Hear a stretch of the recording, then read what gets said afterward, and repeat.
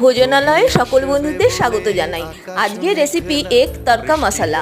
প্রথমে আমি তড়কা ডালটাকে 3-4 ঘন্টা ভিজিয়ে রেখেছিলাম। তারপর নুন হলুদ দিয়ে 2-3টে সিটি দিয়ে রেখে দেবো। এবার কড়াইতে সর্ষের তেল গরম করে তার মধ্যে রসুন কুচি, পেঁয়াজ কুচি, আদা কুচি আর লঙ্কা কুচি দিয়ে ভালো করে নেড়ে চেড়ে নেব। এবারে একটু তেল সরিয়ে তার মধ্যে একটা ডিমের ভুজিয়া করে নেব। এবারে সমস্ত কিছু ভাজা করে নেবো ভালো করে। এবারে সেদ্ধ করা তড়কা ডালটা এর মধ্যে দিয়ে দিলাম। এবার ওপর থেকে হলুদ গুঁড়ো, স্বাদ মতো নুন, একটু চিনি, লঙ্কার গুঁড়ো, জিরের গুঁড়ো আর কাশ্মীরি লঙ্কা দিয়ে ভালো করে নেড়ে চেড়ে ওপর থেকে একটু কসুরি মেথি ক্র্যাশ করে দিয়ে দিলাম। ওপর থেকে একটু তড়কা মশলা দিয়ে দিলাম। এবারে সাদা তেল গরম করে শুকনো লঙ্কা, জিরে আর একটু কারি পাতা দিয়ে ওপর থেকে একটা তড়কা দিয়ে দেবো। দিয়ে এবারে একটু বাটার দিয়ে দিলেই রেডি এগ তড়কা মশলা। ভিডিওটা ভালো লাগলে চ্যানেলটি সাবস্ক্রাইব করে নেবেন।